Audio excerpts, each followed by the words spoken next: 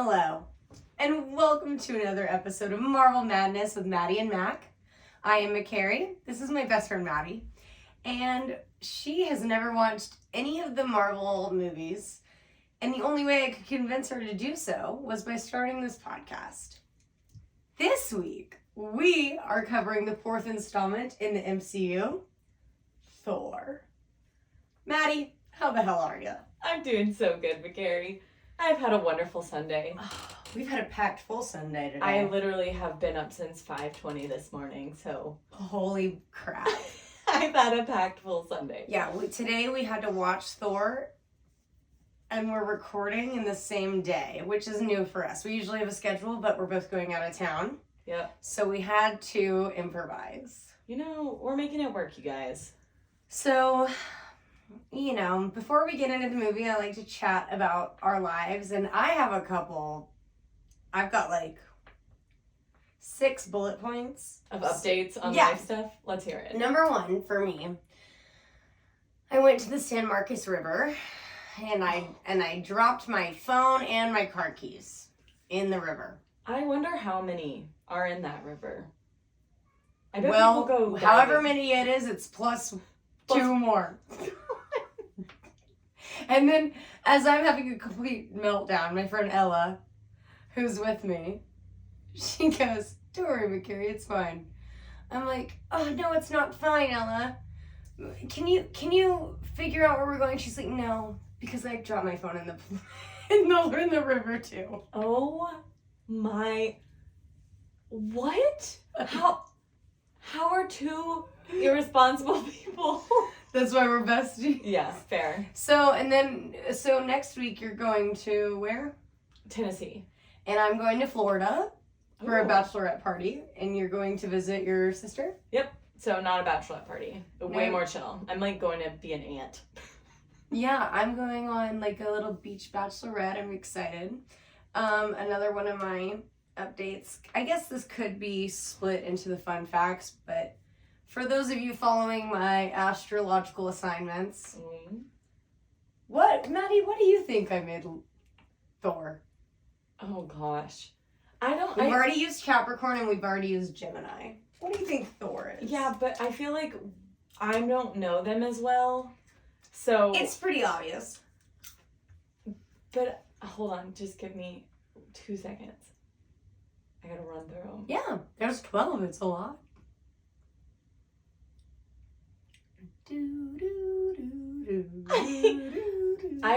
I feel like the only thing that's coming to mind is like Leo.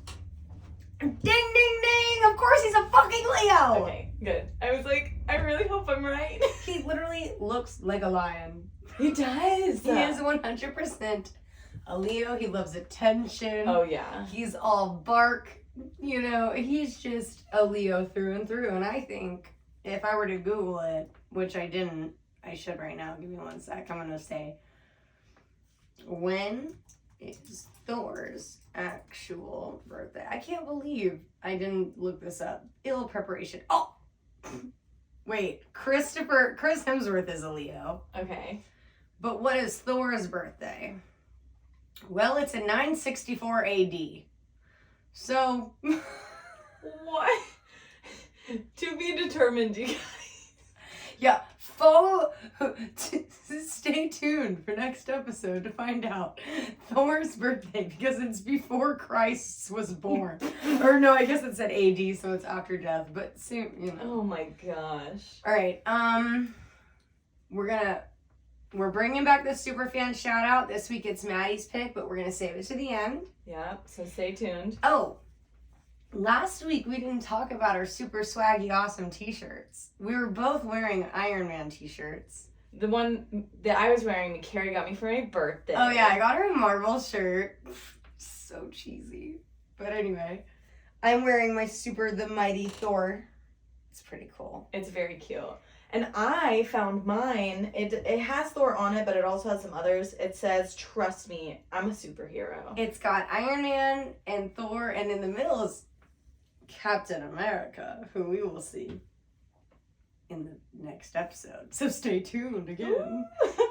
Okay. And then the last little intro I have is I apologize in advance for my horrible Australian accents attempts. She has been saying nar Nar. all day long. Nar. Nar. I actually have a few week updates as well. Hit me. I have a couple of data points. And 200 beats a minute does not make sense. I have not gotten anywhere near that. It was so funny. Michael noticed. He goes, "Oh my God, you wore your watch. Check it." And then I literally rode a bike today and like rode really hard. I was trying to go really, really fast. And even at my highest of riding my freaking bike at top speeds, going up hills, like literally like trying really hard, 189. I didn't even get to 200. I need to know what the BPM was. So it ranges. The highest that I've recorded was 149. Okay. But like today was super chill and it was only like 128.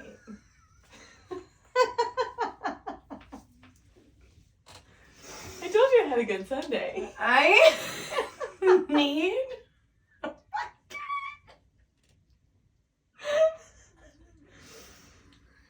I'm. It's very few times I'm at loss for words. McCary is speechless right now. I think I'm blushing. All right, so let's get into the movie. Let's go. Thor was directed. Oh, I've been waiting for this. I've been sitting on it. This little egg has been just. McCary is touching her butt right now. I've been sitting on this egg, and it's just been waiting to come out. Okay, I'm like a mother hen, you know. Okay. Directed by. Oh God, I should have Googled how to pronounce.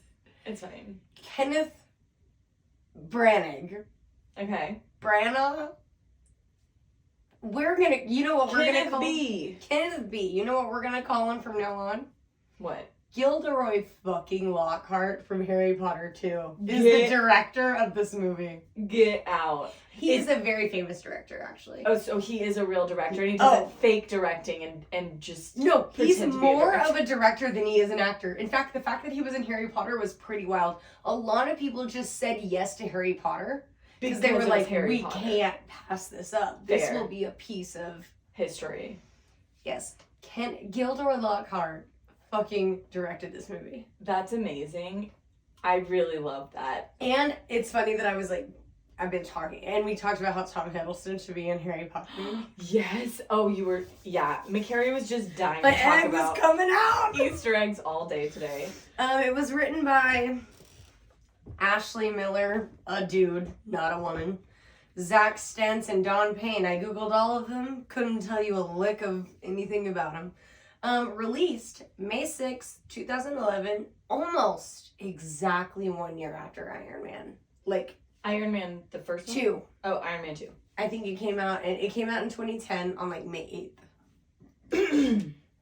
And then it's starring Chris Hemsworth, Anthony Hopkins, Natalie Portman, and Tom Hiddleston.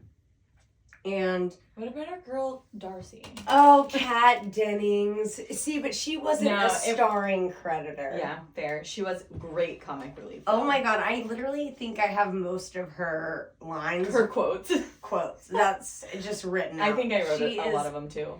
This is probably one of the funniest movies in Phase 1 especially. It's incredible. I loved it so much. Maddie loved Thor. We love Thor. I guess actually before we get into the movie. No, wait, we already did that. Never mind. We're ready to get in. All right. No, we're not. Sorry. Fun facts intro. These are just my fun facts that don't really actually go into the movie. So, number one, or like into the actual watching of it. So, number one, the final choice for the role of Thor came down to Chris Hemsworth and Liam Hemsworth. I'm so glad they picked Chris. Yeah. Aren't we all? Liam's too skinny. He's just not it for me. I mean, he is Gale, and we don't like Gale. Disrespect. Anyway, Yeah, Liam, we don't like Gale because he killed Prim. Spoiler. This isn't a fucking Hunger Games podcast. Okay, both Kenneth, aka Gilderoy, and Anthony Hopkins are knights. They've been knighted by the Queen. So they're like a lot of facts I was Googling was like, Sir Anthony, and Sir Kenneth. I was like, why are they calling them Sir? How do you even get knighted? Bro, I don't know. I wonder if a girl can be knighted. I would. I mean, it's 2023. Yeah. Anything should be. But the Queen's dead, so. Is there a new Queen? I don't know. Bro, I think she just died and they were like, death to monarchy. I literally have no idea about the monarchy. But yeah, they're both knights. And then, I told you this during the movie, but the closing credits sequence of the movie took 18 weeks. 18 months. So longer. Holy 18 shit. months to create. Just for what? It wasn't even 18 minutes long. No. It was like 5 minutes long. But it really was incredible. Gorgeous. Stunning. I loved it. 18 months. In the Marvel comics, the Norse and Greco-Roman gods, aka Greek and Roman gods, Ooh. are best friends and fellow Avengers. That's so fun. Yeah, so I think that that's interesting because whenever I see any type of mythology ever introduced to anything, I'm like, so what does that mean? Does that mean that we are only subscribing to this brand of gods? Or like, does the Greek and Roman gods, do the Egyptian gods, do those exist? Mm-hmm. Yes, they do. Yeah. They're just like, cool. And we've got some spoilers for that later on down the road, but I just thought that was something that was... I love that. Yeah, and then also, my last fun fact is that the filmmakers collabed with 3 physicists to provide a realistic scientific background. Yeah, so like a lot of the things that they say... They were talking about, yeah. Yes, the physicists are like, okay, well, no, you can't say that. That doesn't make sense. You know, like, let's try to make it realistic. I like that they did their research on that. I'm sure the physicists majors out there really appreciated it as well. Oh yeah, and I mean, if we're spending $5 million on 2 Rolls Royces to just destroy an Iron Man 2, I think we can splurge on a couple freaking physicists. Yeah, I would agree. All right, so as per usual, the rundown of the rest of this is going to be us watching the movie. Maddie takes her notes. I always write down everything Maddie says out loud, but I also fill in a bunch of fun facts, and we just go through the movie. So we open the movie with Puente Antiguo, New Mexico.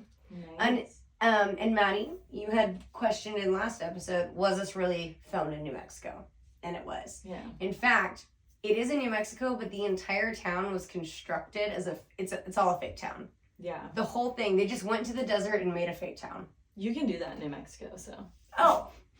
People are like, let's go to Mars. I'm like, You can just Nevada. It's kind of the same thing. Go to the desert. But we don't have to, leave the planet, leave the atmosphere. A lot shorter of a trip. Okay. First character we see in the film, Eric Selvig. Okay, that's the old physicist who's friends with Jane. Yeah. Now, his name is Stellan Skarsgård. Does that ring any bells for you?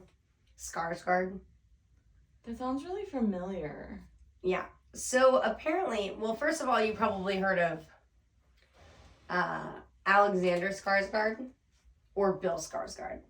They're 2 very young, very attractive, very popular actors, and I did not realize that all 3 of them are related. Oh, like...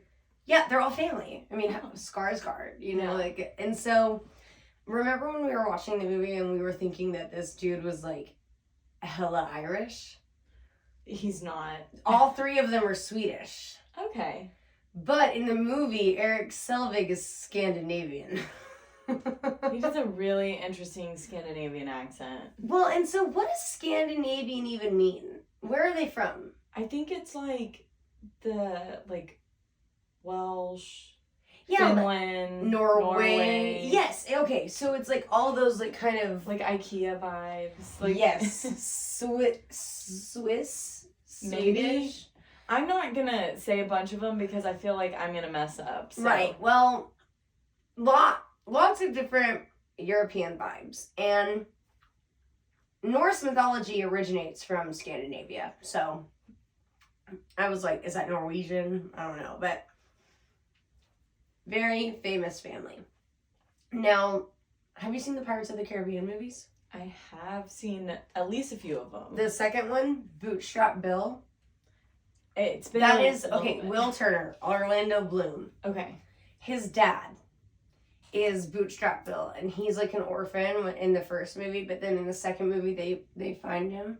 He's got like barnacles all over him. Well, that's Stellan Skarsgård. Oh. Yeah, and he's from, no, that's all I wrote.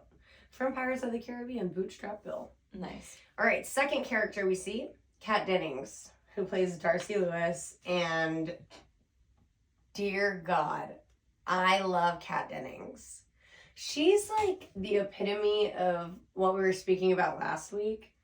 I don't like people that everybody like kind of thing, but like Kat Dennings is like a quirky, funny, cool, amazing person. And she's from Nick and Maddie was like, is that Nora? Yeah, I called her Nora until they told us her name. Nick and Nora's Infinite Playlist. She's from, have you ever seen the movie with Hilary Duff, Raise Your Voice? Mm-mm. I have it on DVD because it was a straight to DVD movie. Yeah. And also she's from House Bunny.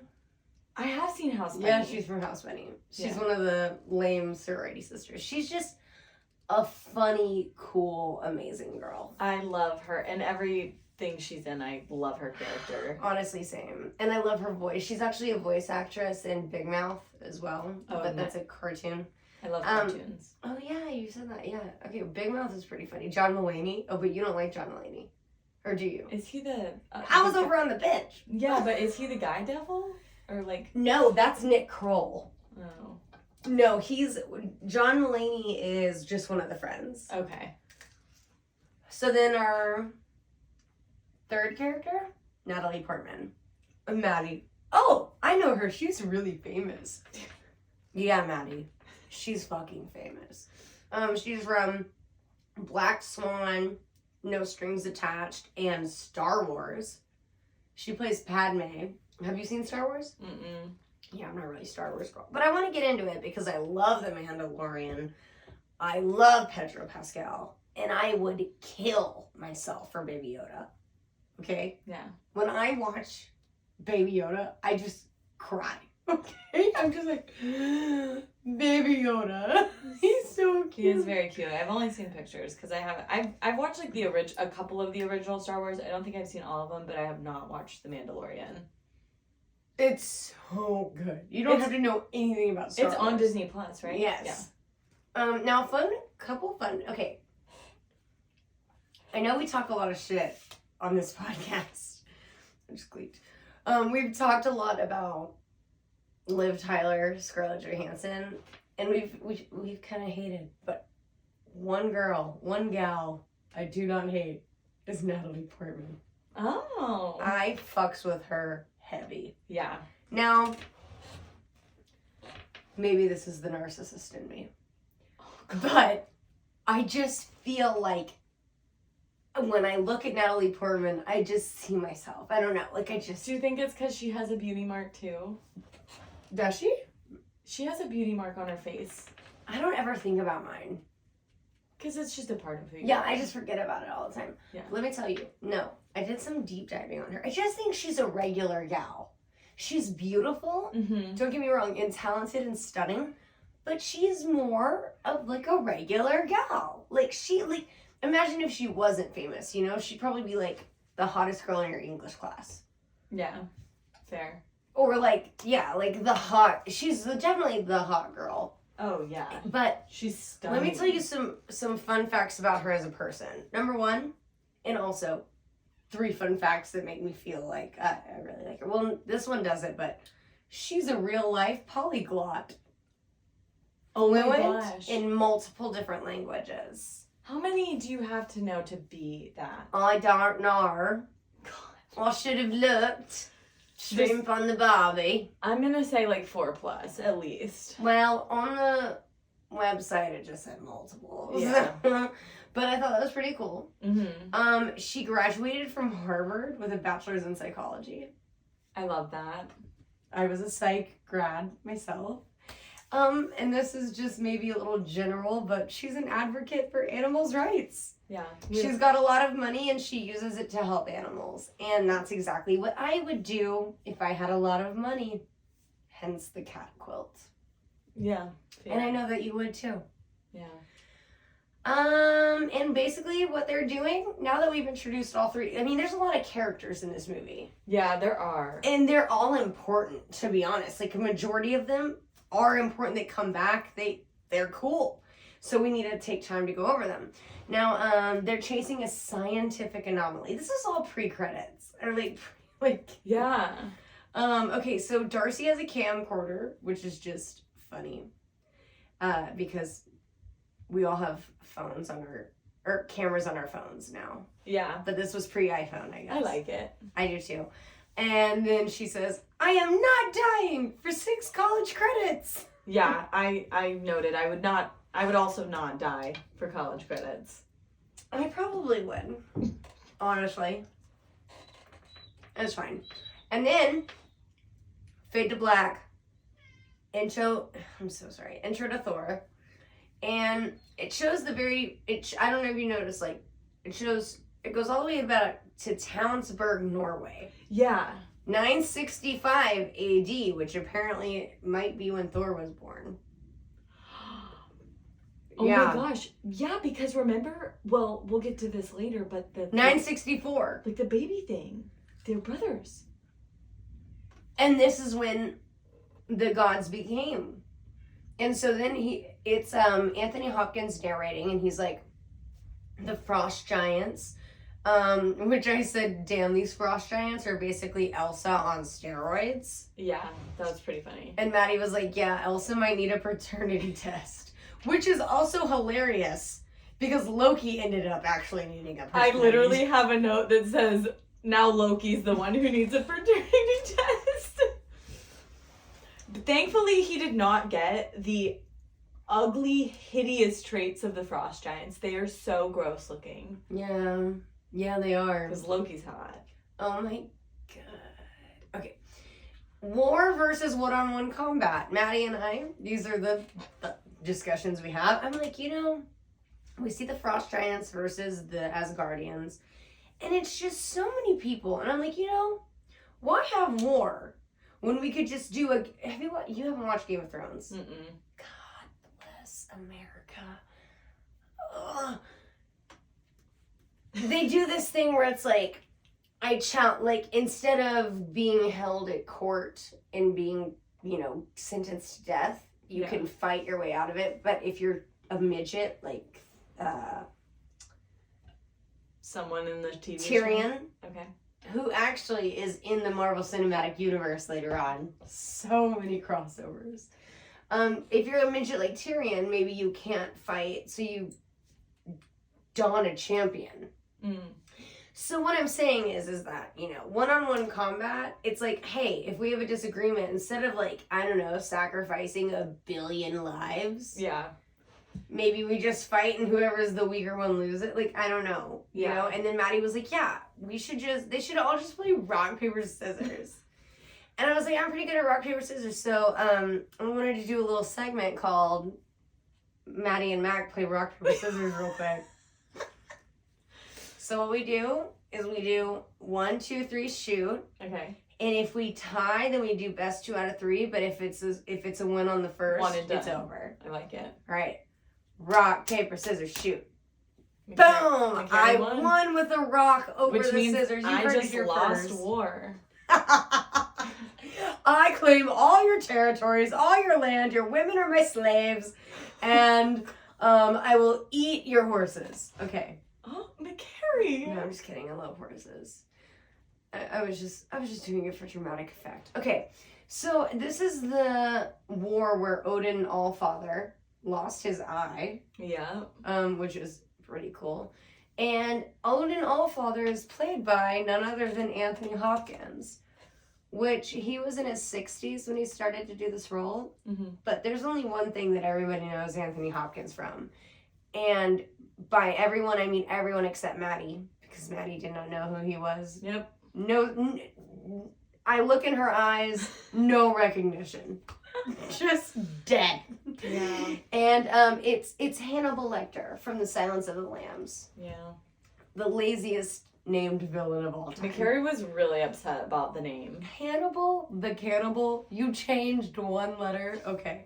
Then we see Laufey, who's played by like a famous dude, but You they're can't just see him. that's what I'm saying. There are just so many famous people in this freaking movie. I was like, the one blue dude, I know Maddie's not gonna fucking know who he is. Definitely not. So it's not worth my time. But he is the king of the frost giants, and we come to find out he's the father of Loki. The paternal father. He is the daddy. Odin takes the power of the frost giants, and that power is called the Casket of Ancient Winters, which is gonna be the name of my next pet. Come here, Casket of Ancient Winters. No, Casket of Ancient Whiskers. That's Kawau or something like that. You can like shorten it. Like CAOW? Kawau. No, it's the full name or nothing. Oh, so he steals that, and then we get introduced to Asgard. Mm-hmm. And I said, "Hey, Maddie, did you know that's Alicia Keys' real?" Oh my gosh. And I said, fuck you.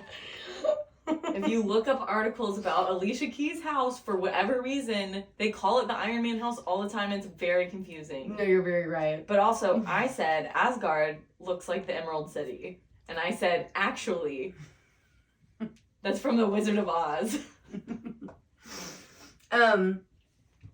So then we're still in the background, and we see Lil Thor, Lil Loki. They could be like rap brothers. I'm Lil Loki. Oh my god. Wait, crazy fun fact that I forgot to mention. Mickey Rourke from Iron Man 2, Ivan Vankoff, Yeah. has a tattoo of Loki on his neck. They had to cover it up because they didn't want people to get confused. What? Like a real one? Yes, a real tattoo of the Loki from the comics on his neck. Oh my god. Okay, that's really cool. It's the multiverse. bro. How he must have been so excited to be a part of the Marvel movie. I mean, he bought his own board. Yeah. So we see Lil Thor and Lil Loki, and then we see Big Thor, and Maddie goes, "Oh my god, is Chris Hemsworth Nordic?" And I didn't say anything while we were watching it, but I wrote down, Maddie just asked if Chris Hemsworth was Norwegian. I don't see why it's funny. Like that. They probably should have put a Norwegian actor in that role. Oh, no, he's Maddie. He's Australian. Yeah. He's an Aussie. I made a mad feed. Anyway, gotta go. He was essentially unknown until this movie, too. Which, if you think about it, what did you ever see Chris Hemsworth in before this movie? We'd seen Liam Hemsworth from The Last Song, which, thinking about that movie right now, as soon as you leave, I'm probably going to go downstairs and watch that movie. That sounds so good right now. But yeah, we had all heard of Liam Hemsworth, so when I saw Chris Hemsworth, I was like, oh yeah, makes sense. I cannot believe he was not more famous. Also, his hair was a wig. And that made sense. Yeah. And they probably brushed on makeup for his eyebrows and beard. Probably. Yeah. Thor is the god of thunder. And then he winks at us. Oh. And me and Maddie both melted into blobs. Yeah, we were just little puddles. Okay, so crazy news. In the comics, Thor's origins are completely different. Oh. Girl. And I did not know this. In the comics, he was actually a medical student that was like a little bit disabled. And his name was Donald Blake. Yep. Oh, I'm seeing YouTube viewers, you're seeing this. His name was Donald Blake, and what happened was he found Thor's hammer in a cave. And finding he was able to grab it like the sword and the stone type shit, Yeah. he became Thor. Well, then it was revealed that Donald Blake had always been Thor, and he had been banished from Asgard to be taught humility, but his memories were erased. And he became a doctor, which, like, honestly, kind of impressive. Well, a medical student. But yes. Still. Yes, exactly. So isn't that crazy? So that's why there's so many references to the Donald Blake. That is so fun, and I love that. Because, I mean, you said Blake, and I was like, oh, that's the MD reference that they were talking about. Mm-hmm. And then we see Mjolnir, which is Meow meow. Thor, Odin's, and this is the coronation basically. Oh, so yeah. we see Thor, we see his hammer, and they mention that his hammer was forged inside of a dying star. Mm-hmm. Which this is important. It comes back, but call back to the physicists. This actually makes scientific sense. So, when a very large star dies in a supernova, right? Neil deGrasse Tyson here. Sometimes, so it remains collapsed, and then it can form a neutron star. And what they do is it just crams mass into the size of like it's basically still huge, Yeah. but it's small in star size, and it forms a new matter called neutronium. And a single teaspoon of neutronium would weigh many billions of tons. Holy shit. And so if Mjolnir was made of this material, it would explain why it's so heavy. Yeah. So it's kind of fun, you know? Yeah, no, that's so cool. And then we're introduced to a new character, Loki. Yeah. AKA Tom Hiddleston. And did you know that he actually auditioned for Thor? Oh my gosh. Now, Tom Hiddleston, if you're listening, we love you. We literally love you so much. But you ain't no Thor, baby. But not for Thor. You're the perfect Loki. Perfect. Did you watch that deleted scene I sent you with Thor and Loki? I did. I wish they would have kept that in so bad. It gave them more, like, connection. Brotherly point. love. Yeah. There's a deleted scene with Loki and Thor right before they're about to go into the coronation. And it's so... It shows, like, it makes you love Loki. Yeah, they're, like, laughing together and, like, It joking makes the with each portrayal other. more... Oh, yeah, they're talking about their past times together, which is a common thing. There's Thor and Loki. Our brothers. He is the god of mischief, and he's a shapeshifter. And the one movie that I knew, he was also relatively unknown before this movie, but he was in, do you remember that movie, Midnight in Paris? Mm-mm. That's actually what I'm going to watch, not the last one. I'm going to go watch Midnight in Paris.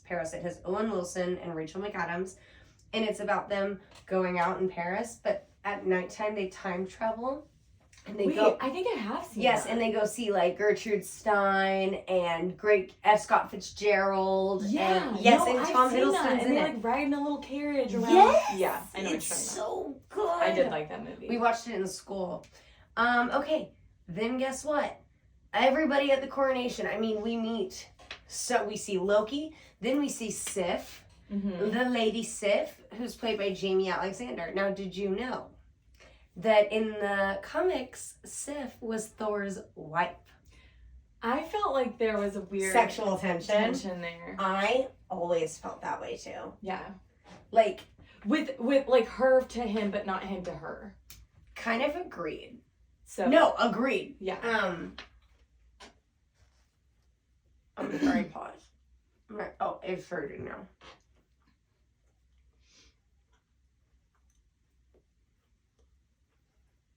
Oh, that's a big one. Okay. She's kind of a badass. She's great. Yeah. And quoted from her in an interview, she's like, it's no slutty costumes, you know, no boobs sticking out, any of that stuff. She's just a strong female, and I think that needs to be done for a lot of young women out there. I love that. which is extremely juxtaposed to the previous Scarlett Johansson sex object. Yeah. Then we go to Sif, who is like, and she is gorgeous. Like, I want to see her boobs, you know? I mean, she's stunning. Like, I want to see her boobs more than Scarlett Johansson. I think she's so hot. And she's stunning. But, and no spoilers, but like, she remains consistently like respected. She's the Lady Sif of Asgard. Yeah. Asgard treats their women differently. I love that. Earth. Yeah, they're not like So, she's amazing. Then we see Frigga, which is Thor's mom, who's played by Renee Russo. And that is literally all I have written about her. She is not a big role in this movie. She becomes bigger in times to come, but in this movie, a lot of her scenes were cut. So, then we see The Warriors 3. Oh. So, starting, because I know you don't know any of their names. I didn't know any of their names. Yeah. There's Hogan, the Asian man, and he's played by Tadanobu Asano. Don't know anything he's from. Yeah. Then there's Fandral, who's the blonde boy. With the funny mustache. Yes, played by Josh Dallas, and I did not realize that I recognized him from a show, Once Upon a Time. Oh. Did you watch that ever? Never? Not even once? He plays... That's the fairy tale thing. He plays Prince Charming. Oh, nice. And then there's Volstagg, who's played by Ray Stevenson, which, again, you would never... If you saw him in another movie, you would never know, because he's not covered in giant red hair and red beard. Yeah. But this man... Have you seen The Book of Eli with Denzel Washington? I had a feeling you would have seen that movie, and that is a great freaking movie. So good. You never know he's blind until the end. And Volstagg is the bad guy. Oh. He's the bad guy in that, yeah. But you would never have guessed, right? Yeah. Okay, no. And so then, finally, they talk about the 9 realms, which is the modern, like, crucible that Norse mythology is based on. Okay. And we'll kind of go over the 9 realms a little bit later whenever Thor explains it to Jane, because I do have a lot of, like, fun stuff about that. And you haven't, like, I haven't skipped over any notes you've made. No. Yeah, no. You have more notes. Yeah. Okay. So then we see the frost giants break into Asgard and break into the weapons vault. I do have a note in between there. Okay. When the dad was like talking about Thor and like, or no, when Thor was like walking up and the dad was looking at him, my note was like, why does he look so disappointed? Like, he didn't look excited, but then when he started talking, he almost like choked up a little bit. And I was like, I feel really confused. And then I think that might have gotten explained over like him feeling really conflicted of like he wanted his son to take over. But he didn't know he was ready. He knew he wasn't ready. And so I think he did a really good job at acting, because I was like, this guy is feeling some conflicting feelings. Anthony Hopkins was the #1 highest paid actor in this film. He did a great job. Oh, I mean, he is power. He's power incarnate. Yeah. But yeah, the frost giants break into the weapons vault and steal the blue thing, the casket of the ancient winters. And Thor is not crowned king, because he never said the word king. Yep. Okay, so inside the weapons vault of Asgard, there are a plethora of magical objects that are actually all canonical with the Marvel Comics. So I just kind of did a little deep dive on that. I don't know too much of them, and there's 2 that are spoilers, so I don't want to go over them too much, but there's the tuning fork, which is a device that can summon monsters. There is the tablet of life and time, a slab that can extend one's lifetime. There's the Warlock's Eye, an artifact that can control people's minds, which I think alludes to Doctor Strange later on. Then there's the Eternal Flame, which is a mystical fire that can never be extinguished, almost kind of like Greek fire. Yeah. Which is also in a future film. And there's also the Infinity Gauntlet, which is a glove encrusted with, like, able to hold some special stuff. And that gets explained later, too. So it's just it's a lot of Easter eggs. Did they show these or like? Yes, and I think some of them, like, they were shown in the background of multiple scenes throughout the action scenes. Yeah. So, like, you and I would have never noticed it. Gotcha. But a lot of background people. So, they fail. The destroyer comes out and... Oh, yeah. I said whatever that giant thing was dope. Dude, I remember telling you, I called it the destroyer, but I did not know it was called the destroyer. That's just what I called it, because that's what it is. Yeah. It reminds me of, like, a dragon knight. A knight, instead of slaying the dragon, combined with the dragon. Yeah. And made it, yeah. So then the next scene is angry Thor flipping the table because he's angry. And I said, is Thor the Hulk? Calm down, my dude. Dude, there's so many Hulk-themed... Hulk and Thor cross-references, parallels, I call Yeah. them. And he says, he calls his friends his merry band of feasting fellows. And then Loki's in there and he's literally, now that you've seen the movie, Loki's like, we can't go to Jotunheim. You could never do it. Mm-hmm. And you see now, he's the devil on Thor's shoulder manipulating him. I don't know if it was his tone, but I was like, I think it's also like, look at the way he looks.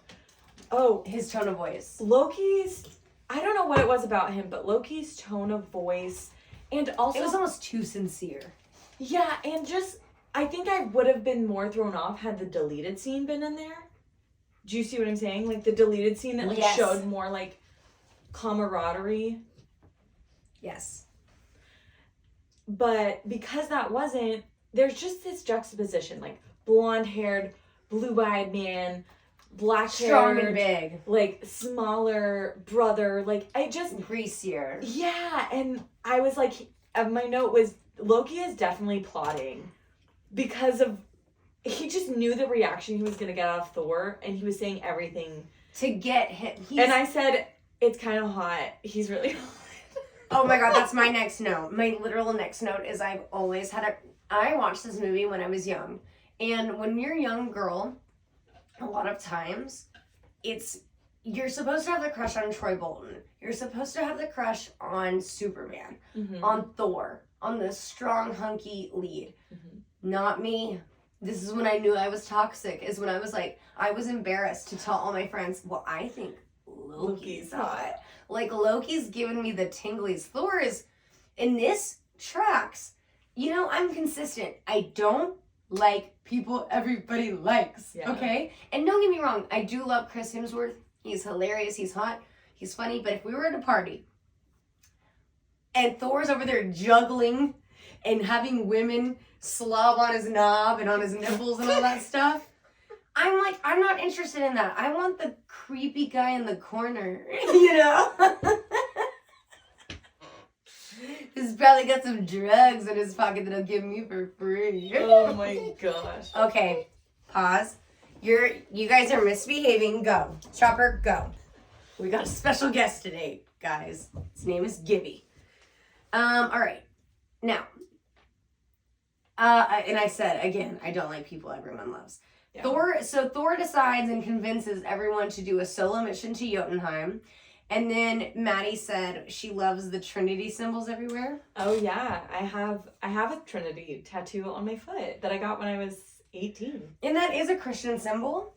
However, the Trinity symbol, I did just a small deep dive in. It's also called a triquetra, which was the symbol of Odin. But then, because that was a little bit... Well, this isn't actually like a Christianity symbol. It's not? Well, what does the Trinity mean then? I mean, it was used for me to explain like the connection, but like it's not really in like any Christian like art or anything like that. I also am like Scotch Irish, so I was like Celtic origins, which is what the Trinity's from. But it is Irish Christian. They took it. Yeah. They took it from, like, I looked at it. It means multiple things, and it is associated with Christianity as well as other mythology. Yeah, for sure. Because I was interested. I was like, I didn't feel like it was solely Christian, you know, but it is also associated with that. So I was like curious about it. So then we finally meet A new character. Maddie, say it with me. Idris Idris Elba. I wrote down, Maddie does not know his name. LOL. She kept saying Idris. Idris. And I was like, Maddie, short I. Short I. I don't know what that means, but she told me and then I knew. You know, Idris, like, if the word, like, vowels have short pronunciations and long, like, you could say apricot or apricot. Horrible at English, so I didn't pay attention to that. All right. She said, isn't he a detective on a murder show? And I looked, do you mean The Wire? No. What is it? He's in Obsessed with Beyonce. And he's in The Office. I thought it was called Lucifer. It's not called Lucifer because there's a show called Lucifer. But it was... I don't know. Well, this is whenever we finally discovered that Maddie is a concussion patient. Yeah, no, I literally have a concussion. I'm like, Maddie. It's called Luther. Luther. Oh, I think that's Marvel Associated. Is it? I'm pretty sure it's not. You're right. Because it's just about, like, murder. Ooh, I should. Why is it good? I mean, it's just like a murder show. I like murder. Like, he's a detective. I like detectives. Yeah, you would love it then. But he was famous from The Wire, and then he was in The Office and Obsessed. And yeah, and then I was just, once again, just kind of roasting Maddie about her memory. And she's like, McCary, you know I have a concussion that was never treated. And I'm like, what?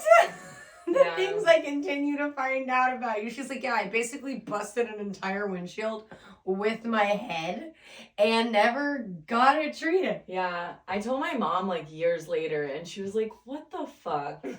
Why did you do the things that you did? High school, baby.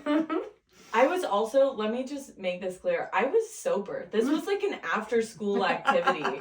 That was Texas things, y'all. Supposed to be harmless. Turned out it was harmful. But yeah. So now we get our first real introduction to the Bifrost, which is the Rainbow Bridge, which is very real in Norse mythology is like a crazy acid trip. I love it. Me too. I love rainbows. Okay. And them flying through the Bifrost, I said, is this not superhero as fuck? Like, they're like, that's how I want our... Yeah, arms out, flying, just badass. Then we go to Jotunheim, aka the realm of the frost giants, and our concussed Maddie says, well, that place is cold looking. Yeah, no fucking shit, Maddie. It's the planet of the frost giants. Well, I was just saying they did a really good job making it look like, just not like I want to be there. I don't know.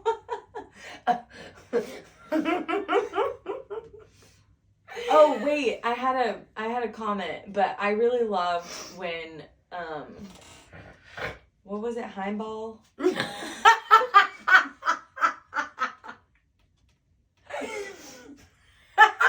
I'm gonna make an Instagram post and it's gonna be just one of those slide and it's gonna be the same picture of Idris Elba with all the different names you've called him.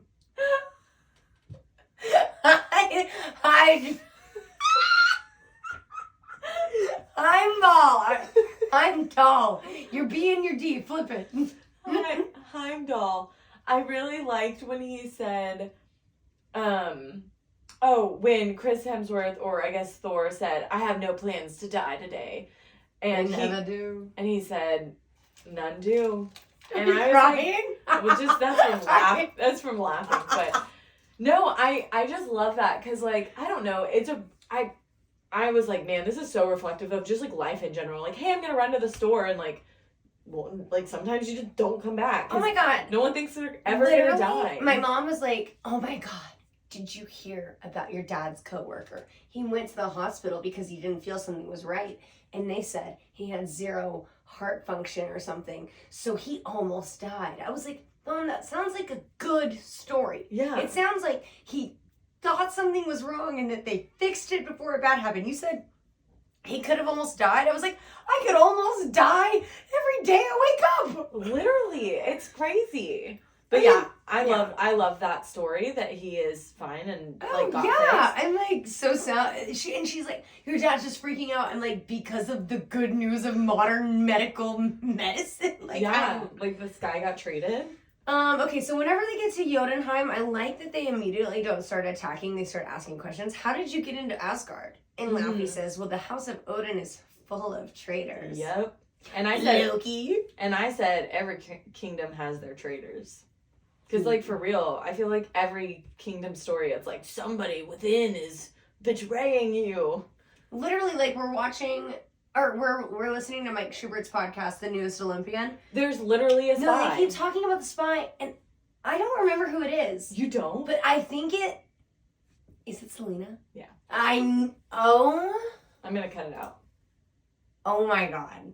Or bleep it out. Can you bleep it out? That would be better. I can try. I can figure it out. That would be pretty cool. I think that'd be a fun. People will be like, what? And then they'll go listen to dumb Mike Schubert's podcast. That you actually love and literally bought live tickets for. We're going to see live show! Oh. Loki specifically speaks up whenever he knows Thor's temper is getting hot. Once again. And says things. He says things like he's de-escalating, but it's actually demasculating him, and it's pissing him off more. Yep. And I can just see, Loki's just sitting there. I need to see, I'm recording, damn you. I need to see what I put Loki as. I don't know if I gave, because he's not technically. Astrologically. I don't know, because he's technically, if I had to give him one though, dear God, maybe Gemini, honestly. Maybe I need to give the villains. I've got the Avengers, because Loki's kind of, anyway. He is the true god of mischief and chaos. And then, Maddie, Laufey is an angry elf. Oh no, I said Thor is an angry elf. Oh. Yeah. Laufey was also an angry elf, so. And Laufey goes, run back home, little princess. And Loki's like, damn. We almost got away. Part. Well, do you want to know a fun fact? Yeah. It's actually in reference to an ancient Nordic myth where Thor's, I don't remember the exact details because I didn't write it down, but I think his hammer got stolen, and he basically pulled a Grover in the Sea of Monsters and had to basically pulled an Achilles and had to dress up as a woman to get it back, and that's what that's referencing. He had to dress up as like a little princess. That's really funny. Okay, big action scene. Any notes? No. No notes. So Thor gets hit in the face and laughs. Pure psychotic. Yeah. Pure superhero psychosis. We see Loki's first illusion trick of duplicating himself. So we're seeing his powers. And then the big red-headed motherfucker says, don't let them touch you, because his arm gets poisoned. But then we find out that when Loki gets touched, nothing happens. In fact... Well, his arm turns blue, but then it goes back to normal. He's impervious, to the poison. Fandral, a.k.a. curly mustache blonde boy, gets injured, and Loki's like, we gotta go. But then they wake up that giant, disgusting beast. Oh, he was terrifying. Oh my god, and Thor literally, once again, I don't know why, but we parallel to the Hulk. Oh, because I think he smashes. I think he smashes the ground with his hammer, and it's like a Hulk smash. Yeah. And there's a spoiler, which I'll talk about later. And then we find out that Thor can fly by spinning his hammer fast enough that it's like a it's like a Mario. Not always, though, because he flew just by, like, holding it out at one point. So it's just like that thing can fly, I guess. I'm gonna fly out of here. And then he kills the beast by just going right through it. Which is exactly what my plan of attack was. But then Odin comes. Yeah, I said, Daddy is pissed, and rightfully so. Daddy's home, Daddy's pissed, and in the comics, you know how he showed up on a horse? Mm-hmm. In the comics, it's an 8-legged horse. I thought I saw more than, like, one leg on the horse. Anyway. There was. Okay, no, and I don't think I looked that close. Yeah. But, yeah. And he goes, because Jotunheim and Asgard have had a treaty thanks to Odin. Yeah. And he's like, listen, we have had a treaty. These are the actions of a boy, and we need to treat them as such. Yeah. Because Thor thinks that they're friends, and Odin's like, go fuck, no. Yeah. Shut up, you idiot. And then Laufey's like, no, war and death upon you all. I have in all caps, war and death. Yep. And then we talk about how Thor is the stupidest Avenger because he can't code. And then I have another spoiler just from later on. I love Thor. And then this is whenever he banished. Basically, they get back and Odin's like, bro, I thought you were ready. You're not. You're banished. Yeah. He's so good in this movie. Like, Anthony Hopkins or Chris? Yeah. They're both. Everyone, the whole cast was really great. Okay. Spoiler alert to the fans. We have a bulletin board. And we're gonna, between phases, we're gonna rank the movies. I don't know, Maddie. I feel like this might be your favorite one so far. It's probably it's probably my favorite so far too. I mean, I just forget how it's so good. And I have a note later, but we're gonna go to he's unworthy, and then we say, and this is this line that Odin says is actually inscribed on Mjolnir: "Whosoever holds this hammer, if he be worthy, shall possess the power of Thor." Dun, dun. Yeah. Mm. Very good. Now we're caught up where we started. Oh, And yeah. after they hit him with his car, or after they hit him with the car the first time, Darcy says, does he need CPR? Because I totally know CPR. Yeah, and my note was, they're like, this is the hottest guy I've ever seen in my life. Both of them. Natalie Portman has, like, no words. Oh my god. She doesn't even know what to say. Oh my god. So cute. And Darcy's just freaking hilarious. And then he wakes up. Wait. Oh, yeah. And he's, hammer?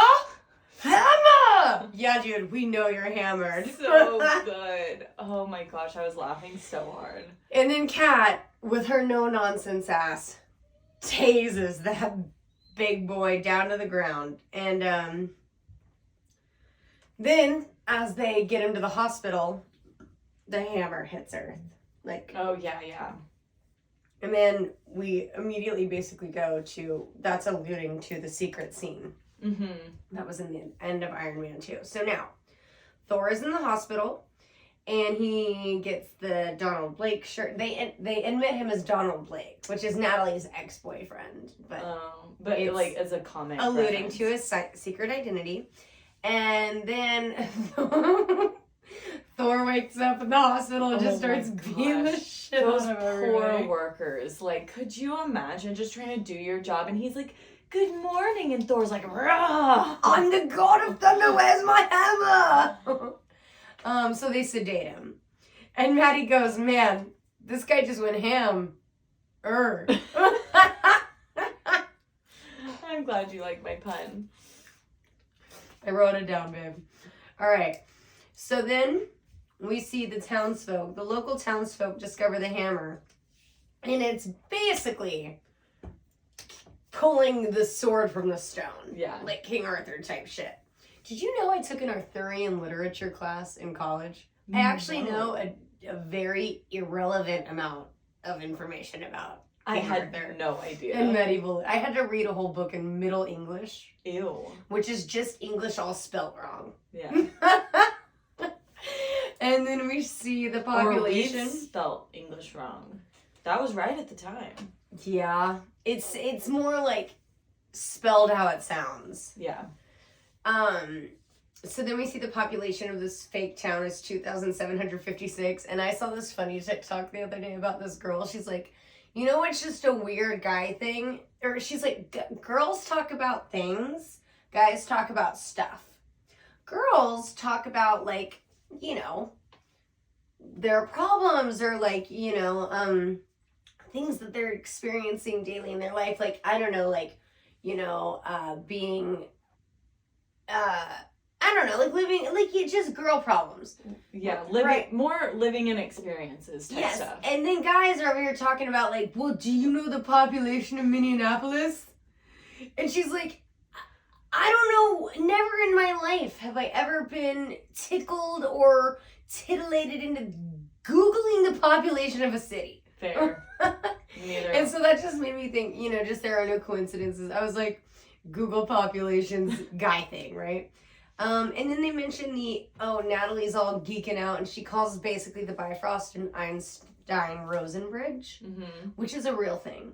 I figured. Okay, so it's a real thing, and it is essentially the name for a wormhole, which was named after Albert Einstein and Nathan Rosen. It's like, have you seen Interstellar? Obviously, whenever they close the paper and that comes back. Okay, so then we see Kat Denning, or they talk about Kat Dennings and how she's not actually a science, she's a political science major, and she was their only applicant. So funny. She's like political science, actually. And then we go back to Thor at the hospital. Now he's strapped to the hospital again, or the hospital bed, but he escapes. And then they're like, oh my gosh, well, we gotta find this guy. Where are we gonna find him? What are we gonna do?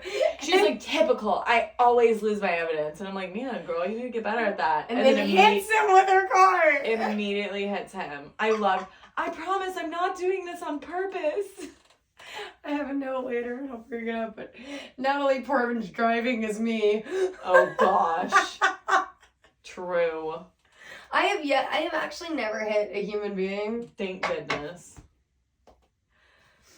All right, so now to the hammer pulling contest. And Maddie goes, who gonna pull out this hammer, y'all? And at, 3612, what do I hear? What is that? What is that? It's the Stanley surprise!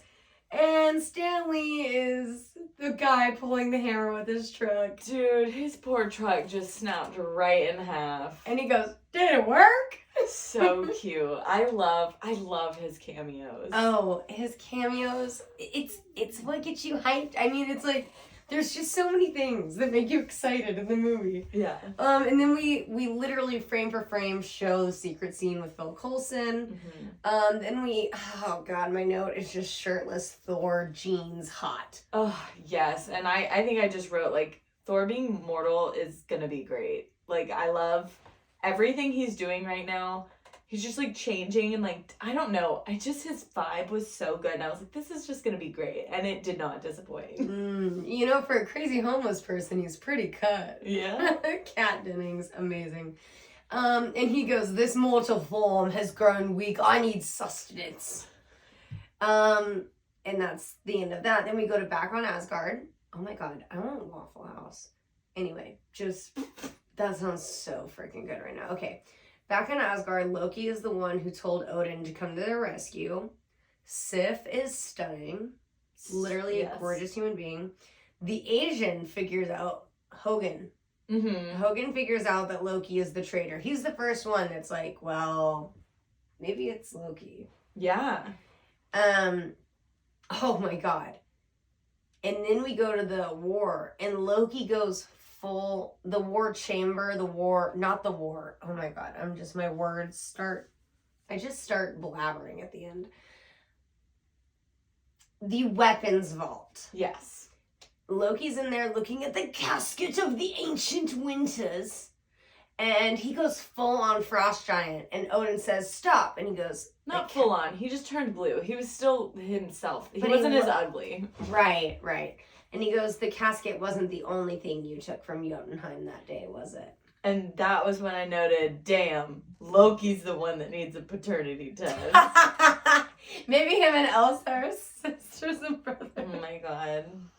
The crossover we didn't know we needed. And so we figure out Loki is Laufey's son, which, once again, Maddie, you're just so freaking smart. Yeah, I have that note. Go ahead. Oh, yeah. I mentioned to McCary, I was like, oh my gosh, this makes so much sense. That's what Odin Allfather meant when he said both of you were born to be kings. And I never even caught that. Good job, Maddie. Look at you. And he thought that he could unite their kingdoms one day through Loki. But Loki just takes this as that's why you always loved Thor more. Oh, Loki needs to let it go.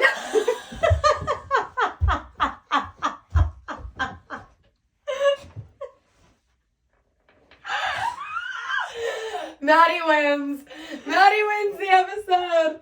Oh my god, that was so fucking good.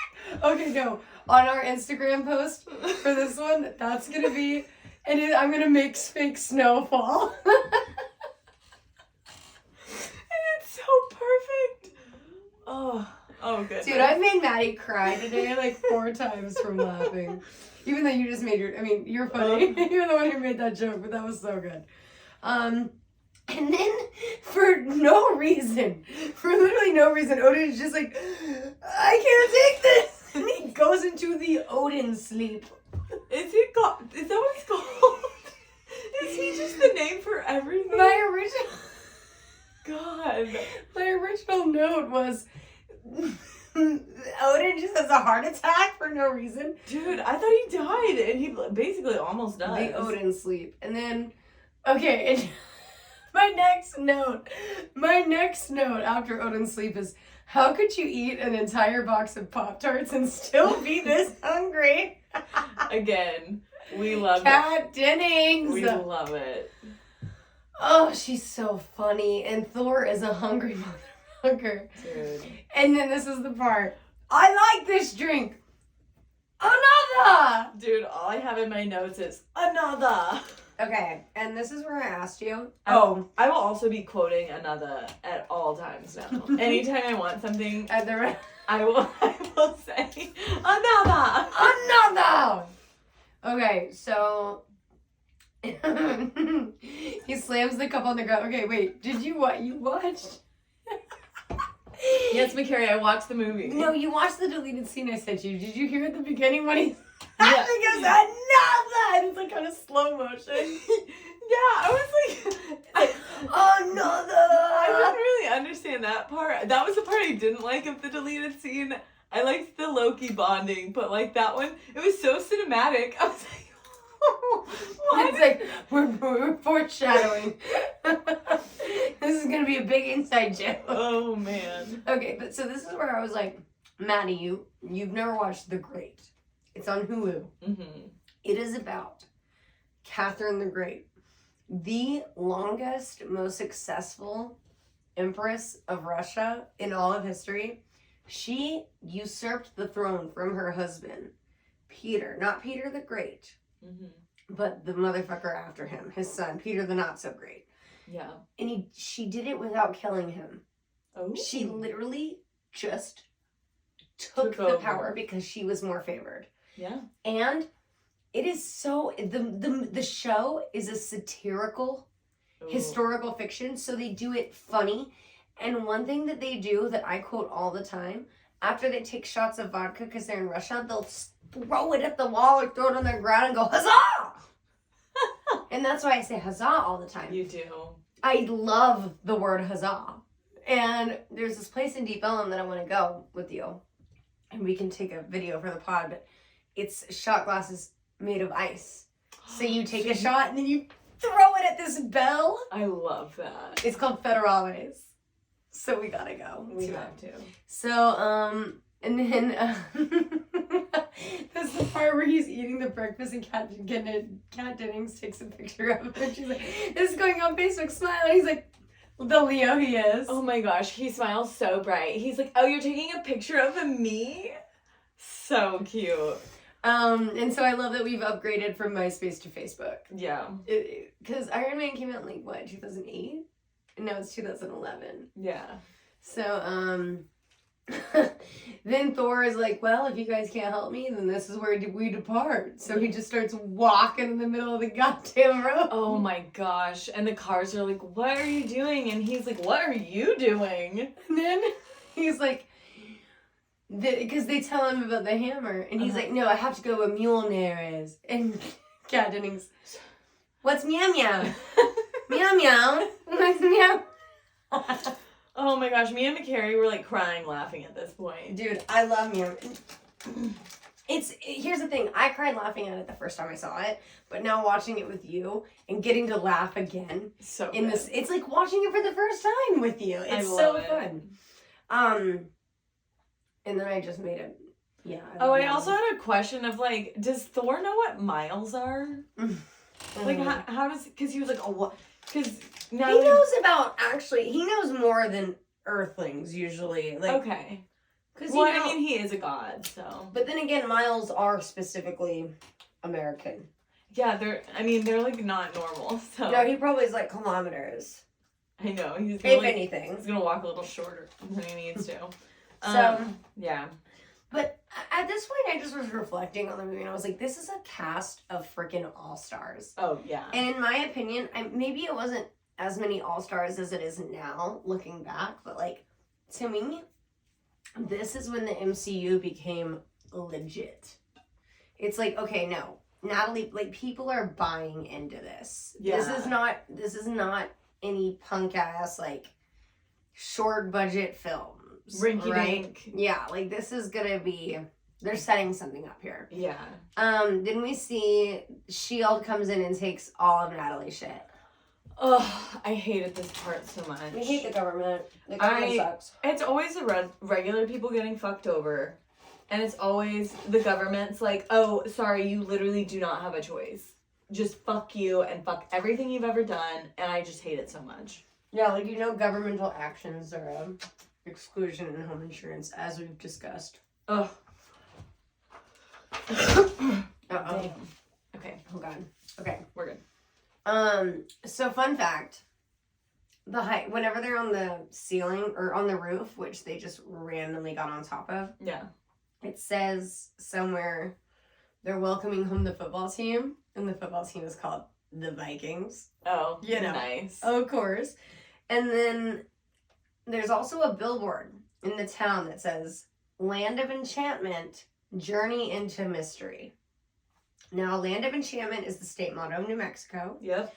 And Journey into Mystery is the name of the comic where Thor was first introduced. I love that. Easter eggs. That's really fun. Then Darcy complains about how they took her iPod. Oh, And how she had just downloaded 30 songs onto it. dude, I legitimately felt for that. Bro, as the LimeWire FrostWire plug of our entire generation, I had people who I wasn't even friends with being like, yo, can I come over for 30 minutes after school and have you downloaded music? Yeah. And it was like in McCary's living room that she would do this. Like, I was the music Tanya plug. and Ron would be like, oh, do you want some iced tea? You want some sweet tea? No, my dad was like, don't eat any of our food. Oh, Unless you give me $5. My dad hated all my friends because they would just come over and eat all of our groceries. Okay, and then Dr. Selvig talks about he knows a scientist once who was a pioneer in gamma radiation, and Maddie goes, oh, is he talking about Dr. Scary?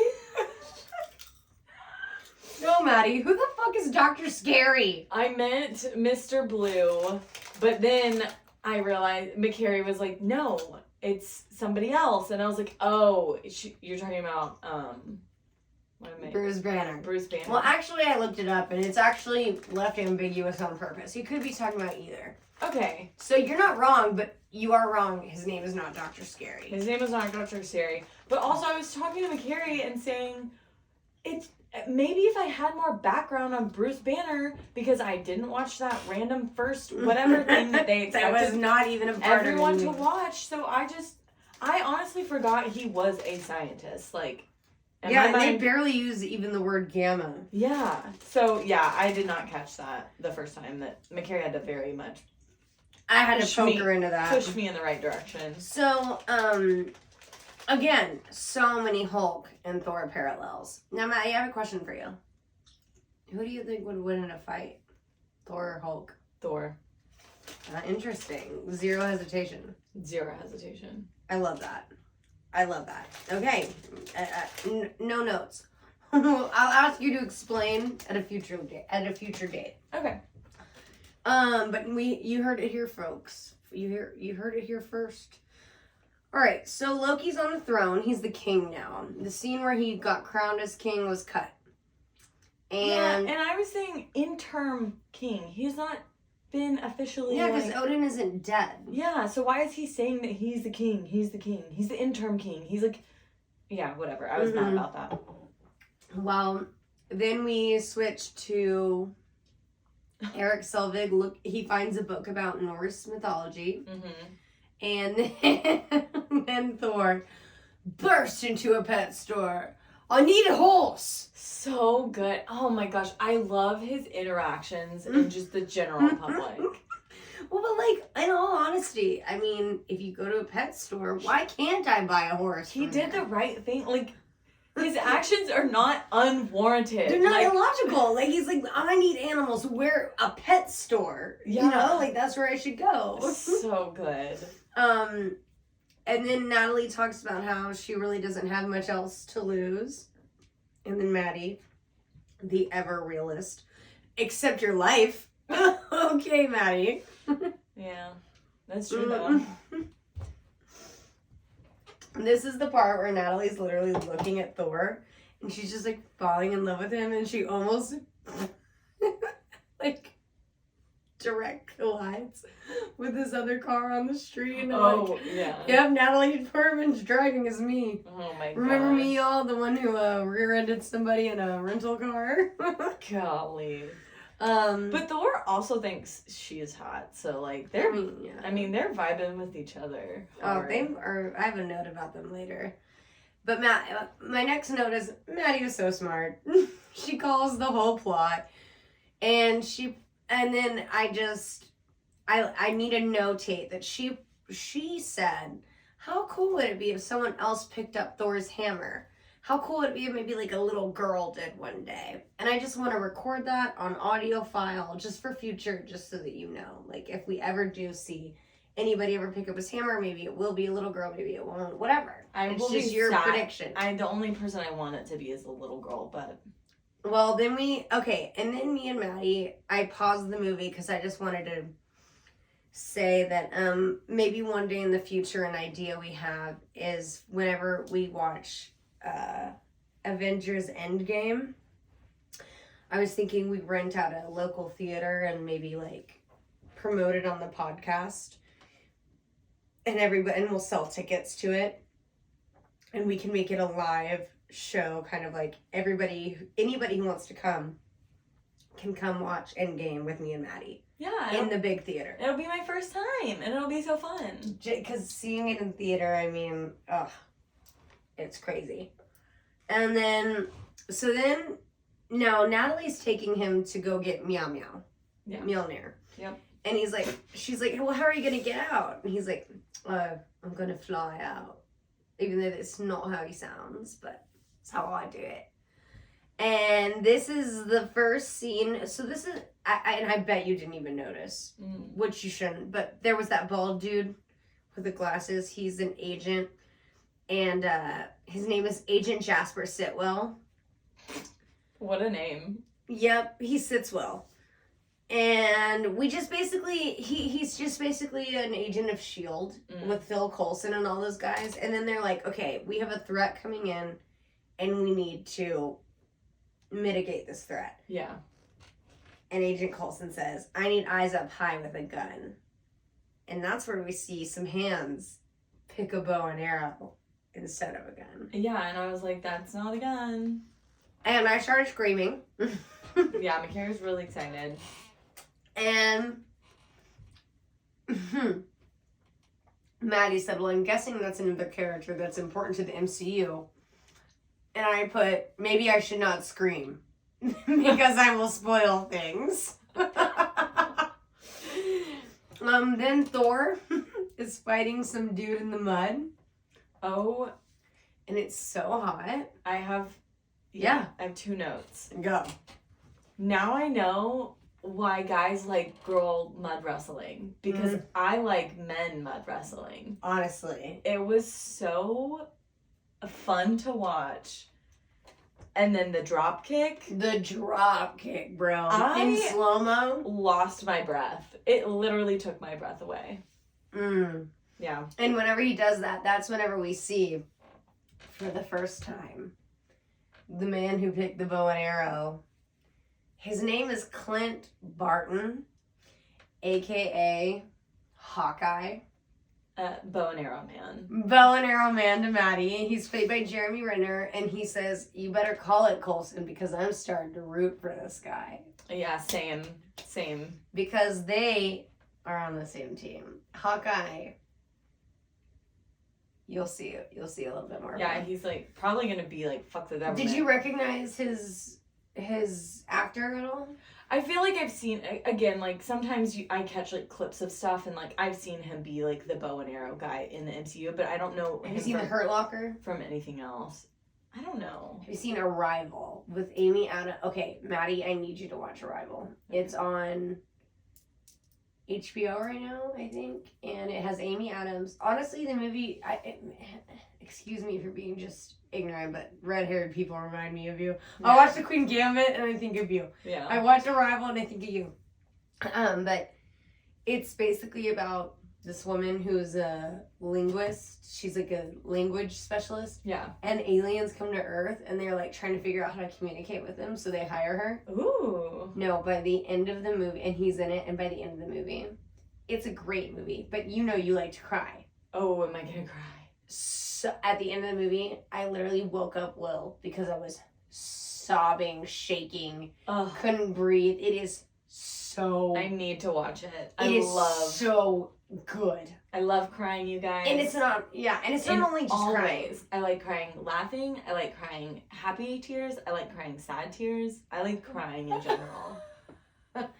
You know, crying is a great emotional release. Mm-hmm.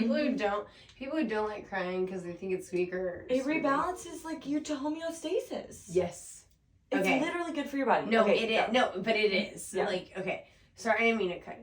So, my next note is I literally want Chor to chomp into my ass. I want to suck the blood from his veins. Because she's a vampire. Yep.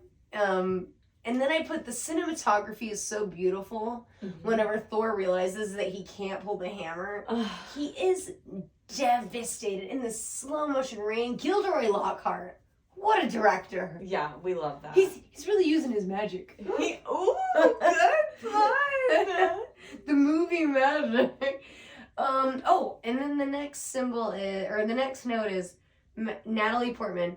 Magic is just science that we don't understand. Which is McCary's life motto. This is my entire belief system, and mark my words, I'm going to get this tramp stamped on my body. Yeah, McCary's comment after she said that was like, I want this tattooed. You know where it would be good? As a tramp stamp. Yeah, guys, if everybody Patreons us, like, which we've never talked about or set up at all, which we will. But if you guys give us a bunch of money, like, I would say if you pay for my tattoo plus $500, I'll get it tramp stamped. I really will. I'll do a lot of dumb shit for money. So, then Loki visits Thor in the detainment facility.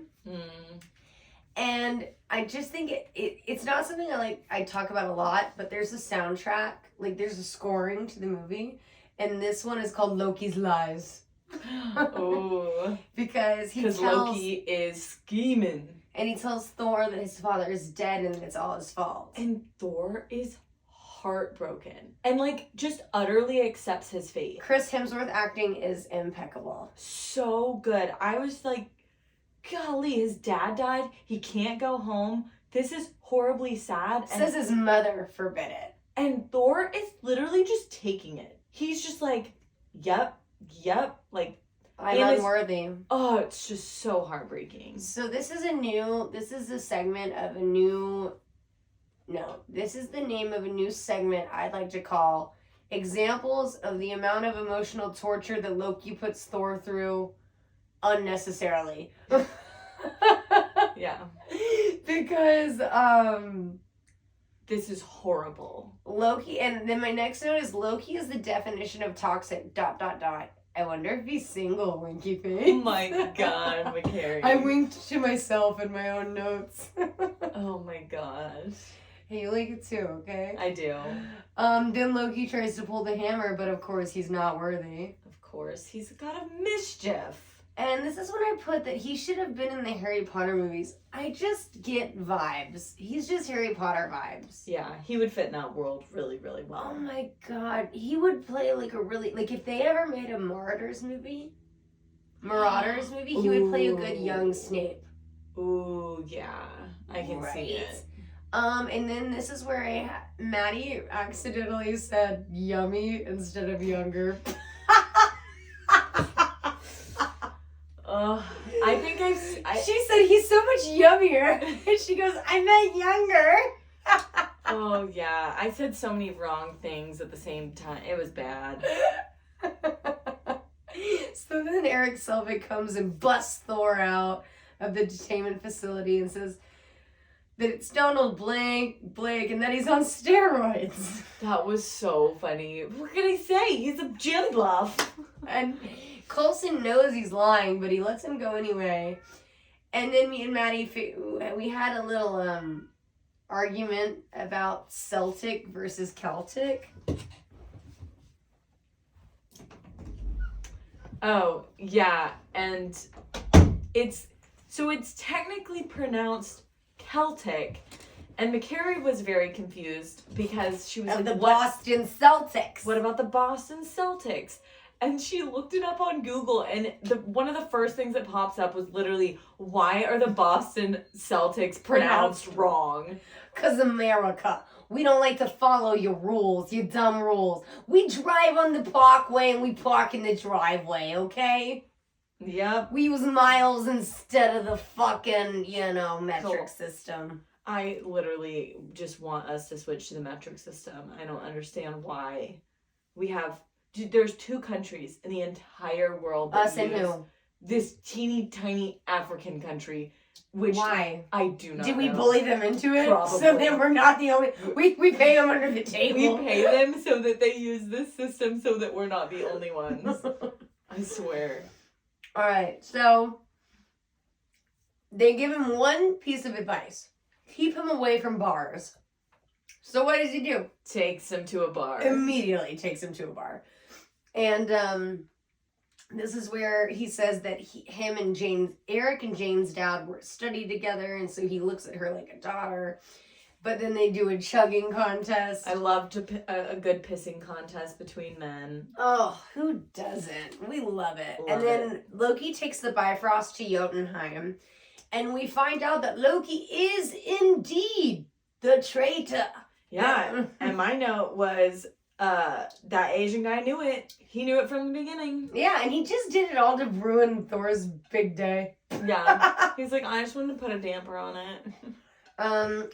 But Heimdall is on to Loki's ass. Mm-hmm. And then Thor comes holding Selvig over his shoulder, drops him up and says, we drank, we fought, and he made his ancestors proud. I loved it. And then we go to the rooftop scene. I just really liked their little bromance. He was like, I don't believe that you're the god of thunder, but you should be. And I was like, I love this so much. Just like... She was like... I love men... Remember you told him he should get out of town. Yeah, and so like, just like men like doing a pissing contest, seeing if they can hang up like with each other, and then as soon as they like being pass friends. the test, it's like immediate friendship. I wish that girls were more like that. Me and you are. Yeah, but it's always, I don't know, it just, I love the ease of men's friendship, and I just really liked it there. So yeah, that was my note. I'm gonna say I think girls' friendships are easier sometimes because we don't have to do the pissing contest. Yeah, that's true. We really don't. We'll just go to the bathroom and be like, oh my god, your shoes are so cute. Yeah. Yeah. So, but yeah, I see where you're coming from though, and we see that Thor hearts Jane. Alright, so then, Thor hearts Jane. Yeah, and he starts explaining to her the 9 realms. And he mentions Alfheim, Jotunheim, Niflheim, Midgard, which is Earth, Vanaheim. And I know about all these because I've seen the movies.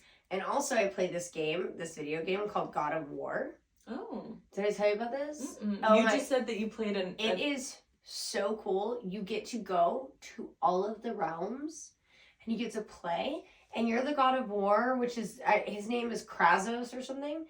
And then you find out he adopts this kid. And they're like, you go to Jotunheim and also there's dark elves, which come later. But it's all based on Norse mythology. And then at the very end of the game, you find out that your kid's name is Loki. Yes. Oh, that's really And the second cool. game just came out, but it's really hard. Oh. And they also have Valkyries in them. Ooh. Yeah, you know Nest. I do Oh know my about god! Okay, so God of War is super cool. Now, we're almost done. Heimdall teams up with Thor's besties, because Thor's besties are coming to rescue him. Heimdall is always watching. And I just like that. I like that he's like the watcher. He like sees everything. I love it. Wait, you just said the Watcher, and it's crazy that you said that because later on there actually is a character in the Marvel Cinematic Universe, or in the Marvel comics called the Watcher, who actually is a watcher of all the different realities. Ooh. Yes. He's the multiverse like channel Yes. controller. Yes. Ooh, I like that. And there's an animated series called What If that we'll watch later, which is about all of the things that could have happened, like multiverse, like realities, and it is so good. It's animated, but it is. I love animation. I know it is so. I'm gonna eat that shit up. I can't wait. We're gonna watch everything. I'm so excited. Okay, so and he goes, you. Whenever the besties come, he's like, you would betray your King Loki, and they're like, yes. He's like, good, let's go. Yeah, he's like exactly what I wanted to hear. So then Loki gets the Destroyer and hires him to go to Earth. But not before all of the Asgardians enter Earth. And they are just walking through the streets. Wait, did we miss the part where how does Thor know how to cook? We missed that part. No, that's coming right now. That's actually the exact scene after this. Oh yeah, because he's cooking and then they bust in. Yes. Yes. Yes, but again, I feel like, I mean, it's not that hard to cook or to learn. Dude, I've had some horrible food. And he, like, I don't know. That was, like, the first thing I was like, it was the only one in that kitchen, like, actually cooking. I thought he had help. No, that other guy was just, like, pouring some juice or something. Oh, Skarsgård. Yeah, and so I was just like, damn, this homeboy's just, like, making a meal. Well, he pretty much is, like, giving up. I mean, Loki, he figured out he didn't have a hammer anymore. Maybe he's been watching some YouTubes. Yeah. But when the Asgardians get into town, Maddie's like, oh, we don't normally have Comic-Con here. And that guy goes, is the Renaissance Fair in town? And the S.H.I.E.L.D. agents are like, all right, we got Xena, Jackie Chan, and Robin Hood. Yeah, there's just a bunch of, like... Let me just tell you, if you were to Google, like, or look up Jackie Chan description, do you know what it says? What? Hong Kong martial arts superstar. Dude. What? Put it on my gravestone. I see so many. I don't know why I get a bunch of Jackie Chan videos. Wait. You're on Jackie Chan TikTok? No, but like sometimes I'll see him on, like, because I don't really get on TikTok, but I'll see him on Instagram. But this guy made like a simulation between like T-Rexes and Jackie Chan's and like 50,000 of them, and like Jackie Chan won. he killed all the T-Rexes.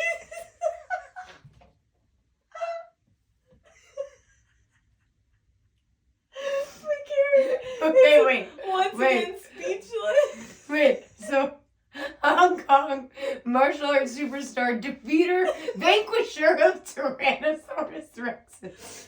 Yup, add that to the resume. Wait, no, what is it? Simulated vanquisher. Oh my gosh. Oh my god, the things that I never know that are gonna come out of your mouth. Alright, so Thor finds out his father is actually alive. And then, oh god. So he's excited, and then we go back. Loki faces Heimdall and mentions that there are many ways into and out of the realm that are without his vision. And Loki uses the casket of the ancient winters on Heimdall and freezes him. Yeah. But then the destroyer comes to Earth, and the bald dude, Jeremy Sitwell, Oh. and he's the one who goes, "Is that one of Stark's?" Oh, I did like that part. Yeah, and then I called the destroyer because I did not know his name was the destroyer. I called him Flameface. Nice. And it is a very limited attack, as you mentioned. It's a one direction flame. It's like a lightsaber. Yeah, I would say it's like a laser. Just with the flames. And then fucking dumbass Jane. Thor is trying to get them all to safety, and she's like, "If you're staying, so am I." I hate this trope so much. I think it's so dumb. It doesn't matter if it's a woman or a guy. If you are not made to do the things, you should leave. That's the responsible thing to do. It just doesn't. Ugh.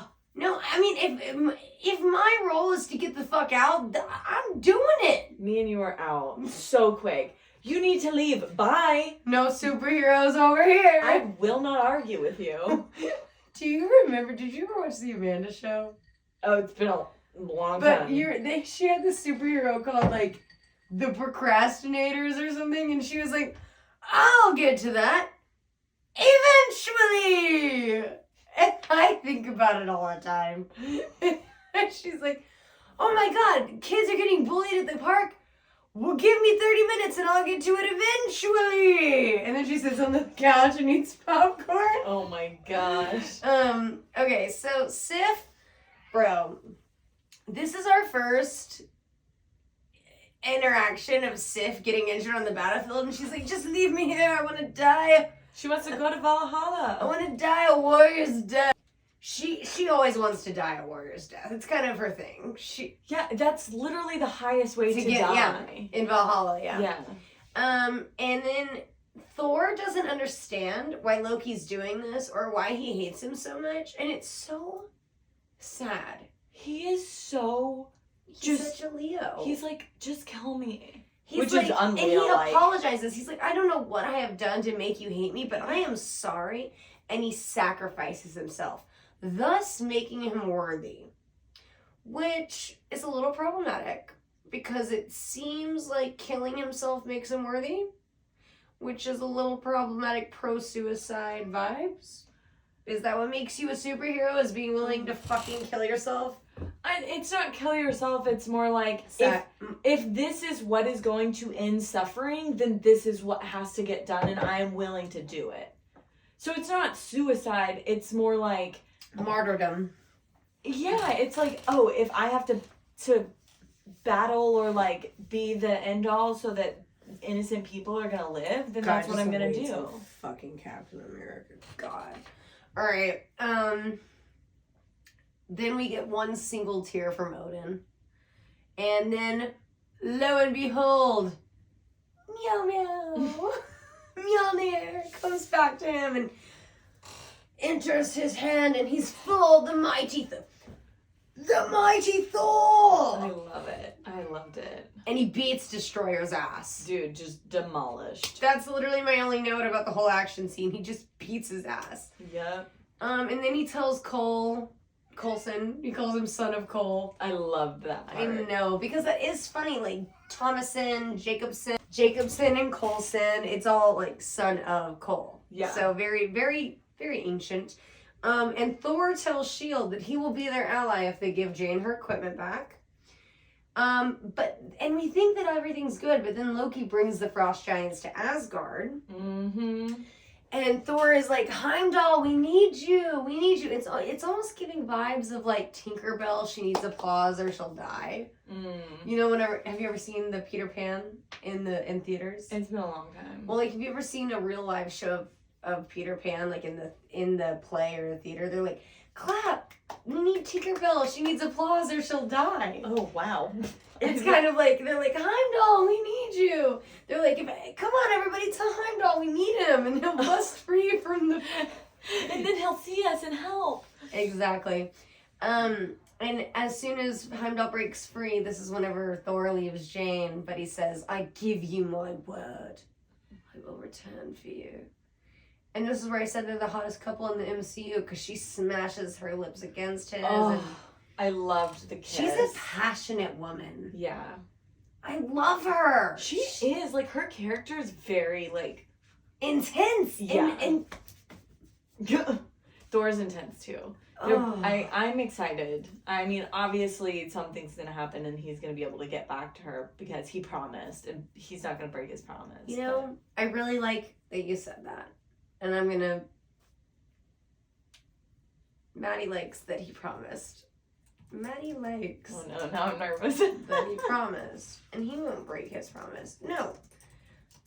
I just want to say that that's exactly the exact sentence I said whenever I watched this movie for the first time. Like, I love Thor and Jane. And I'm not giving you any spoilers or anything like that. Like, I'm just saying I wanted to write that down because it's what I said. Yeah. And then Frigga, they tried to go, remember? Loki basically told Laufey, like, hey, I'm going to get you in and you can kill Odin's son. Yeah. Or not Odin's son, Odin Allfather. Allfather, yeah. But before they get in there, Frigga, badass bitch. Oh, I was so impressed. She, like... Asgard. She killed that one guy. Asgard bitches don't fuck around. I like it. But then Loki comes in and kills Laufey. Double cross. Which feels so on brand for him. He's so duplicitous. Mischievous. It was all for a reason. And then literally... when Thor comes in and he confronts Loki and then they go and he's like, I'm gonna destroy Jotunheim. And Thor's like, you can't destroy an entire race. And Loki's like, what do you mean I can't commit genocide? Loki's confusion. I had a note on this and I was like, is this like gay coding? Like where you hate the thing that you are? Because he obviously has some issues with being like part of the Frost. So he's like, I'll just kill them all and it won't be my problem anymore. And it's like, overcorrection. If you're gay and you're like, I hate all gay people. And it's like, oh, do you think that stems from maybe like some internal thing? Oh, like what is the, like, you know, like the men who hate women? What are they called? Men? I'll think of the word, but yeah, it's like you like women, but yet you like hate them because we have power over you and you can't control it. So anyway, but Thor has changed, and I wrote character development. Huzzah! Huzzah! Another! And so, okay, and here's where I just love, because then we get a big action scene of fighting between Thor and Loki. But their dynamic is so different. He's not the villain of the movie, because they're brothers. He's not trying to kill him. They're adversaries, but they're brothers and love each other, and it gives kind of the vibe of like, I can fuck with my brother, but nobody else. Yeah. Only I can make my brother cry. If you try to make my brother cry, I'll kill you, but like... Yeah. That's kind of the vibes it gets, and it's very, very different from every other villain that we've encountered so far, which are pure evil. Yeah. I didn't even realize that. Yeah, like, it's an Thor, that I'm telling you, it brings in a different dimension. I love it. And so then he literally just puts the hammer on Loki. Yep. Puts Loki in timeout. Yeah. And then he smashes the Rainbow Bridge, which is sacrificing his way to see Jane. Mm-hmm. But he does it because he's a superhero, and this wakes up Odin. So he does that because it's going to stop killing the other people. Planets, all the 9 realms, pretty much. Yeah. And there's a huge explosion, and then I wrote, bye-bye, Loki. And this is example number 2 of the segment I like to call Loki putting Thor through unnecessary... Oh my god. Cut everything. Bye-bye, Loki. And this is example number 2 of the segment I like to call Loki putting Thor through unnecessary emotional turmoil. Yeah. Because he doesn't die. Like, you remember at the end of the secret scene, he's, like, possessing... Yeah. Yeah, but, like, everybody thinks he's dead and they're mourning him. Oh, yeah. I said Daddy Odin saves his boys, and then when Loki lets go, I was like, damn, everybody's got daddy issues. Including you. Because he And let me too. go mainly because of his dad. Oh yeah, he was like I could maybe stay, but he's like, I'm just such a disappointment. Because he goes, I could have done it, Father. And he's like, no, you couldn't have. Yeah. And fucking Maddie. Oh gosh, what did I say? Oh, him stall. Oh man. It's Heimdall. I have it written down too, but I said it wrong like Oh, every time. Hemstall. And then we go to Jane, and they're like, she still searches for you, and they say, do you have the SHIELD satellite codes? And then there's the end, and then it's pretty much over. Yeah, and then the beautiful end credits, which took 18 months, and they're all based on the Hubble telescope I love images.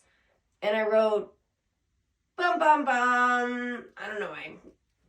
But then we go to the secret scene. Mm-hmm. And as, you know, I'm realizing now that phase 1 actually only has like one post-credit scene. I don't know when they started doing 2. Yeah. But they start doing that later. But we're in phase 1. So it's pretty much just one. Every movie. Yeah. And so then we go to the secret scene. But before we do it says Thor will return in the Avengers. And I think it might have said that at the end of Iron Man 2, but maybe we like skipped it or something. I don't know. Yeah, I don't remember seeing it. I think we might have skipped it. But then we entered Nick Fury. This is his 3rd appearance in the MCU. And he goes, Dr. Selvig. And they discuss the Foster theory, which is about a gateway to another dimension. Mm-hmm. And she basically explains the Einstein-Rosen bridge and compares it to the Bifrost, etc. Which we'll learn more about that. But then he introduces the blue cube. Yeah. I was very confused. Yeah, because you don't know what it is. No idea. No idea. We're not, but they made it seem like it was a big fucking deal. Yeah, he was like, this could tap into pure unlimited power. And then he goes, unlimited power, and he goes, and then I wrote, hi, Loki. And then because we see that he is basically possessed Selvig. Oh. Yeah, he's like his little devil on his shoulder. Oh my god. And now, you guys, we literally only have one more movie before we get to see the Avengers. Is that the 6th movie? So we're on episode 4. Yeah, Captain America would be 5. And Avengers is 6? And then it's the end of phase 1. I just like am so unaware of like how everything is even going. It's so fun. Wait, so is this like the original Avengers? Yeah, the only ones you're missing Hulk. Oh yeah. You're missing Black Widow and Hawkeye. Are they both gonna be Avengers? Maybe. Well, I like these. They don't have their own movies. Well, I know I like these guys. I obviously don't know if I like this guy yet. Oh, I can't wait. Sorry, for those listening, I'm talking about my t-shirt, which has Iron Man, Thor, and Captain America on it. Oh my god. We literally have Captain America and then oh my god. I'm just so excited. I'm so happy that I'm finally watching these damn movies. Yes. Okay, so Maddie, before we exit, I'm just curious, what's our time at? 1:50. Not bad. We're chilling. Who's our super fan shout out this week? Oh yes, we have a super fan shout out. And this week, it is going to be my father, Jason Donahoe. Jason Donahoe! Howdy ho! It was so sweet. I didn't realize that I hadn't told him about the podcast. And so we were on the phone last week, and I told him about it. And he was like, oh my gosh, send it to me right now. And immediately started listening to them. And was super fan. Texting me. And was like, sorry to bother you, but your line of I can't refrain my mouth made me buckle over with laughter. I have tears from laughing. You guys' chemistry is so great.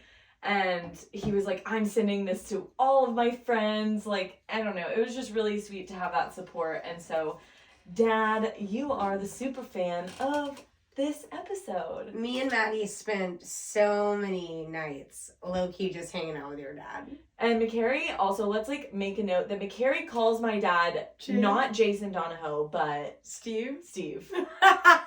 She has called my dad Steve for years. His name's not Steve, it's not his middle name.